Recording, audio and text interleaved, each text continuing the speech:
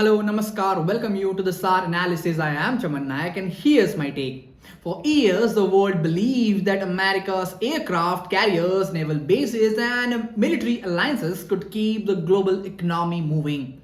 But here's the perception: Iran is now trying to destroy that United States can guarantee the freedom of navigation anywhere.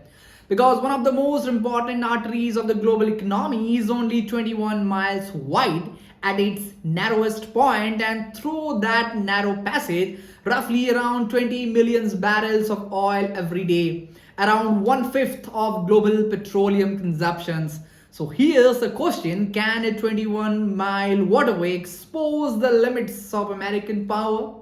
Let's check it out. Here's what evidence speaks about. Iran says it has again closed the Strait of Hormuz, accusing the United States and Israel of failing to honor the commitments connected to the fragile regional ceasefire.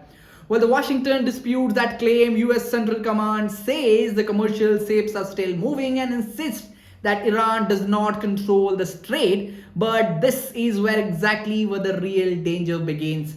The strait did not need to be fully blocked to trigger global crisis. It only needs to be too dangerous to ensure, too risky to sail through, and most importantly, too unpredictable for the energy markets to trust. Now here's what data speaks about. In 2024, about 20 million barrels per day passed through Strait of Hormuz. The strait is so vital for the liquefied natural gas that roughly one-fifth of global LNG gas trade flows through this corridor.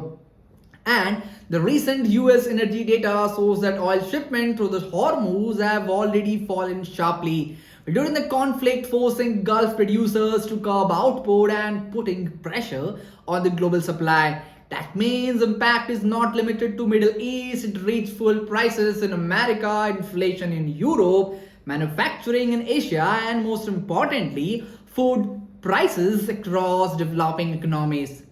Well, now the question arises: why is this so important? Because America is more energy secure than it was a decade ago, but America does not live outside the global oil market. When the Hormuz is threatened, global oil price rise, and when global oil price rise, America consumers pay more at pump. US inflation becomes harder to control, and the Federal Reserve faces more difficult economic calculation. But here this is even large because for decades US has been ultimate guarantor of open sea lanes.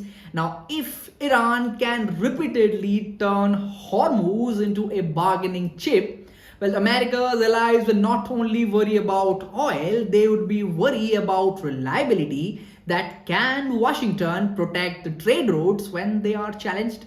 So here's the question, we have to find it out. And the bigger picture: Iran do not need to defeat United States in the conventional war.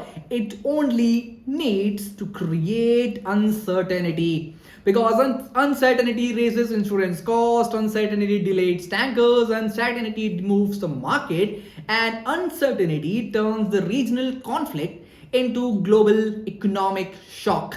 And this is the modern weapon of the Strait of Hormuz. And here's my take: because the real power is not whether Iran can physically close the Strait of Hormuz forever or not, it is whether Iran can make the world doubts about America's ability to keep it open.